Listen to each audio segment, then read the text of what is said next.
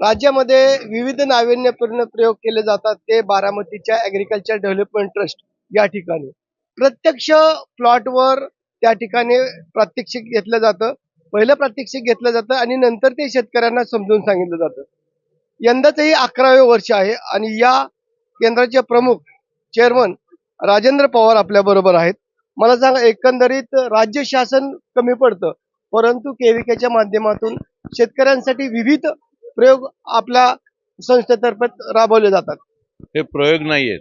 या ट्रस्टने गेले 50 वर्ष काम जे केलेलं आहे. पूर्वी जेव्हा गाई दूध कमी होतं तेव्हा क्रॉसब्रीड गाईचा प्रचार केला. आज हजारो गाई तयार झालेल्या आहेत. जेव्हा इथं ड्रीप नव्हतं तेव्हा इस्रायलवरनं इथे येऊन आप्पासाहेब पवारांनी ड्रीप लोकांना शिकवलं. त्यानंतरच्या काळात बऱ्याच ज्या गोष्टी की सायलेज असेल किंवा इतरही ज्या काही गोष्टी असतील की शेतकऱ्यांना एक 10-20 वर्ष आधी या ट्रस्टचं काम आहे की शेतकऱ्यांना जागृत करणं. तसंच एआयच्या बाबतीत सुद्धा प्रतापराव पवार, परत मायक्रोसॉफ्टचे काही अधिकारी आणि अजित जावकर ऑक्सफर्डचे जे प्रमुख आहेत, यांनी या ट्रस्टच्या मार्फत हा एआयच्या प्रकल्प इथं आणलेला आहे. आज एआय जरी नवं वाटत असलं तरी आता ते नवं राहिलेलं नाही. गेल्या जवळजवळ 1000 एकरावर आपण गेल्या वर्षी या सर्व प्रयोग म्हणून केलेले आहेत. आता तो प्रयोग न राहता शेतकऱ्यांना उत्पन्न उत्तम प्रकारे आलेलं आहे आणि शेतकऱ्यांनी ते आता वापरणं टेक्नॉलॉजी गरजेची आहे. आज कदाचित हे जे सगळं वेगवेगळ्या जरा हाय लेवलचं तुम्हाला टेक्नॉलॉजी वाटत असेल की बाबा ही शेतकऱ्यांना चालणार आहे का, पण माझं वैयक्तिक असं मत आहे, आज नाही पण पुढच्या 5-10 वर्षात जेव्हा ड्रायव्हर शिवाय गाड्या चालतील किंवा डॉक्टर शिवाय डिस्पेन्सरी असतील किंवा बऱ्याच ठिकाणी एआय तिथं जागा घेणार आहे, अशा वेळी जेव्हा आपला जवळजवळ 150 कोटीचा लोकसंख्येचा हा देश होईल, तेव्हा कदाचित जी बेकारी येईल त्यावेळी शेतीवरच शेतकऱ्यांना कदाचित शहरातल्या लोकांना सुद्धा अवलंबून राहावं लागेल आणि ते जेव्हा शेतीवर येतील तेव्हा कमी जागेत डबल उत्पन्न टिबल उत्पन्न काढल्याशिवाय त्यांचा प्रपंच चालणार नाही. यासाठी ही एआय टेक्नॉलॉजी आणि ह्या नवीन नवीन ज्या टेक्नॉलॉजी आम्ही आज दाखवतोय, पण हे भविष्य. आपण बघतो की ही स्ट्रॉबेरीची शेती ही इमारतीवर देखील आपण करता येईल अशा पद्धतीने आपण या ठिकाणी प्रयोग राबवले. बऱ्याच वेळा बरेच शेतकरी म्हणा किंवा इतर लोक औषधं मारत असतात आणि सगळीच औषधं काही मानवाला हितकारक असतात असं नाहीये. त्यामुळे शहरातल्या लोकांनी स्वतःच्या अगदी दिवाणखान्यात असेल किंवा त्यांच्या बाहेरच्या बाजूला जिथं जागा मोकळ्या आहेत तिथं अशा प्रकारच्या एकावर एक शेती सुद्धा ते करू शकतात. निदान स्वतःची भाजी रेसिड्यू फ्री तयार करून स्वतः वापरू शकतात. आत्ताच्या धकाधकीच्या जीवनात आपण बघतोय की शेतीवर विविध प्रकारचे रासायनिक प्रयोग राबवले जातात आणि ते घातक म्हणजे माणसांच्या शरीराला घातक ठरत आहेत. त्यामुळे कॅन्सर असेल, इतर प्रकारचे रोग त्यांना होत आहेत. शेतकऱ्यांची ती चूक नाही, शेतकऱ्यांची ती गरज म्हणून शेतकरी करतात. पण जे तज्ज्ञ आहेत, मग युनिव्हर्सिटीचे तज्ज्ञ असतील, वेगवेगळे शास्त्रज्ञ असतील, त्यांनी या बाबतीत आणि एक्सटेन्शनचं काम सरकारने हे शेतकऱ्यांपर्यंत केलं पाहिजे आणि तेव्हा शेतकऱ्याला समजेल की बाबा हे काही जे काही घातक विषारी द्रव्य आहेत ते वापरणं बंद होईल. आम्ही इथं गेल्या जवळ 4 वर्षापासून होमिओपॅथी औषधं की जी आजपर्यंत फक्त मानवाला वापरायची, ती औषधं आपण शेतीला सुद्धा वापरून रेसिड्यू फ्री शेती करण्याचा आपण प्रयत्न करतो. सेंद्रिय प्रकारची शेती आलेली आहे आणि कुठल्या प्रकारची सेंद्रिय शेती सध्या तरी केली जाते? सेंद्रिय शेती म्हणजे सेंद्रिय घटक जे वापरू ती शेती, परंतु सगळ्यात अडचण काय, जमिनीपेक्षा रासायनिक खतांपेक्षा रासायनिक औषधं जी आहेत ती जास्त धोक्याची आणि यासाठी आपल्याला इथं आपण रसायन फ्री किंवा रेसिड्यू फ्री त्यापेक्षा आपण असं म्हणू, ती औषधं कशी वापरून कमीत कमी म्हणजे विषमुक्त कशी शेती करता येईल या बाबतीत आपण प्रयत्न करतो आणि ते शेतकऱ्यांना दाखवतो. आपण बघितलंय की शेतकऱ्यांना आता उत्पादन घेतल्यानंतर त्याला जी पाहिजे हमी भाव मिळत नाही. यासाठी त्याला प्रयत्न करायला लागतात. जर शेतकऱ्याला हमी भाव मिळालं, योग्य प्रकारचं पाणी मिळालं आणि जर त्याला उत्कृष्ट प्रकारचं बियाणं मिळालं तर ती कधीही शेतकरी म्हणजे आपली कर्जमाफीची मागणी करणार. मला या बाबतीत बोलायचं नाही कारण हा सेन्सिटिव्ह प्रश्न आहे. शेतकऱ्यांना कदाचित कर्जमाफी पाहिजे असेल, सरकारला मतासाठी या गोष्टी पाहिजे असतील, तो माझा विषय नाही. माझा विषय असा आहे की आज AI टेक्नॉलॉजी नवीन नवीन आज आपण मीडियावर चाललेलो आहे. तर सरकारचं काम असं आहे की प्रत्येक गावात जवळजवळ 10-12 अधिकारी एकेका गावासाठी असतात. 2 गावाला मिळून एक कृषी अधिकारी असतो. अशा वेळी त्यांनी जर प्रत्येक वेळी नोंदणी केली, मग कांदा किती झालाय, मिरची किती झाली किंवा कुठलंही पीक किती झालं आणि त्याची एकत्रित नोंद महाराष्ट्रात आणि नंतर भारतात जर केली, तर शेतकऱ्याला समजू शकेल की बाबा तुम्ही कांदा जास्ती लावताय किंवा या महिन्यात या 5 महिन्यांनी हा कांदा बाजारात येईल तेव्हा त्याचे रेट कमी होतील. आणि ह्या गोष्टी AI टेक्नॉलॉजी आणि मीडिया या नवीन प्रकारच्या टेक्नॉलॉजीचा वापर करून सरकारने ह्या केल्या पाहिजेत. तरच ह्या शेतकऱ्यांना समजू शकेल. आपण बघतोय की कांदा म्हणजे एक शेतकरी कांदाच करतो. जर ऊस म्हणला तर ऊस पण हे करतो. म्हणजे शेतकऱ्याला आता शेतकरी म्हणजे कमी कष्ट करून त्याला अधिकचं उत्पादन पाहिजे. तर शेतकऱ्याचा दोष नाहीये. कारण ज्यावेळी कांद्याचा भाव असतो तेव्हा कांद्याकडे जातो, जेव्हा ऊसाचा भाव असतो ऊसाकडे जातो, त्याला त्याचा प्रपंच चालवायचा असतो. तर यासाठी आपल्याला सगळ्या वेगवेगळ्या टेक्नॉलॉजीच्या मार्फत आणि इन्फॉर्मेशनच्या मार्फत, विशेषतः तुम्ही सुद्धा जे पत्रकार मंडळी, तुम्ही सुद्धा जे पत्रकारिता करतात ती कदाचित बदलावी लागेल. तुम्हाला सुद्धा यात उतरावं लागेल आणि सरकारने सुद्धा याच्यात मोठ्या प्रमाणात जर भाग घेऊन नक्की भाव कुठले पडणार आहेत, काय पडणार आहेत किंवा कुठला विषय खुला करायचा आहे.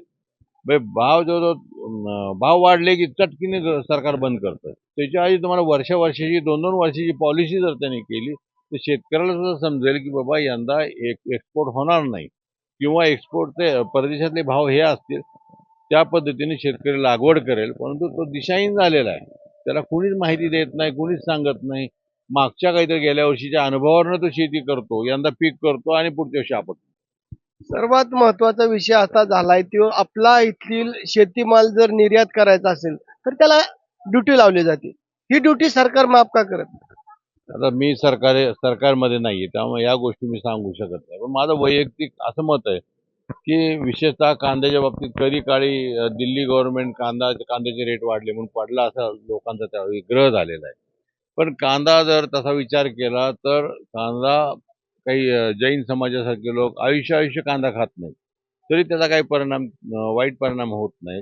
अशी काही असतील की ज्याचं रेट वाढून फारसा परिणाम सर्वसामान्य माणसाला होत नसेल. मग कांदा असेल किंवा साखरेच्या बाबतीत असेल.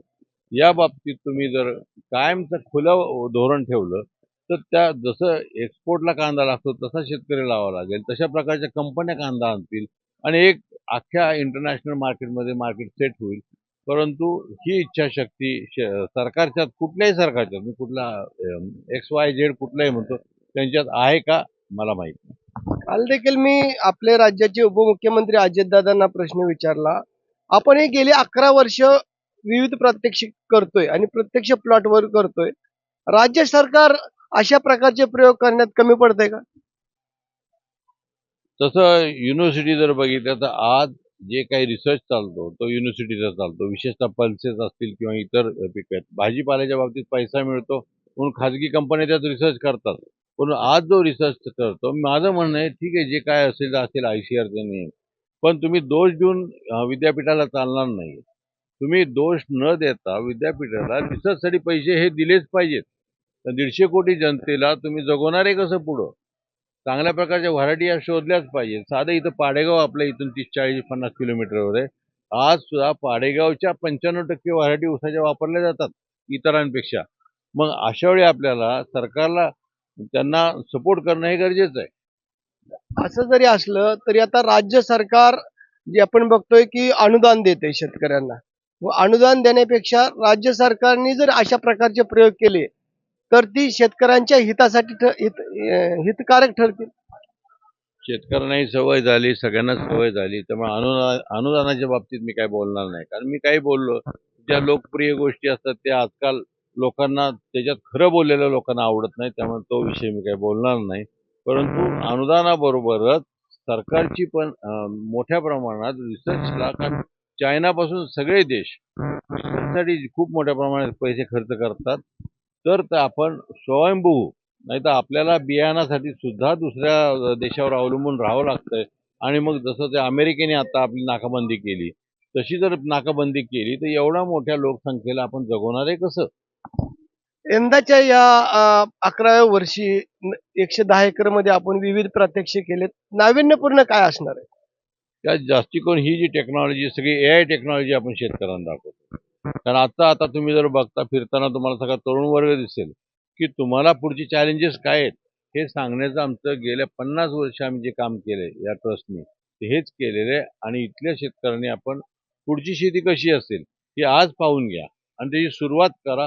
म्हणजे पुढच्या वेळी जेव्हा अडचणी निर्माण होतील, त्याच्या आधी तुम्ही मानसिक, शारीरिक आणि आर्थिक आणि सगळ्याच दृष्टीने तुम्ही तयार असाल, अशी माझी अपेक्षा आहे. राज्यभरातून शेतकरी या ठिकाणी येतात. आपण बघतोय की आज दुसरा दिवस आहे. उभा राहायला जागा नाही या ठिकाणी. मग अशा वेळेस थोडी सुसूत्रता याला आली पाहिजे. शेतकऱ्यांना ती बघता आली पाहिजे.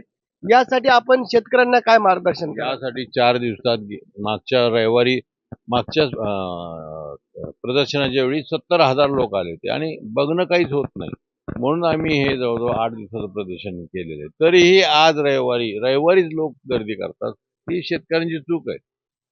त्यांनी वीकडेजला आलं पाहिजे आणि नीट शांतपणे हे सर्व बघितलं पाहिजे.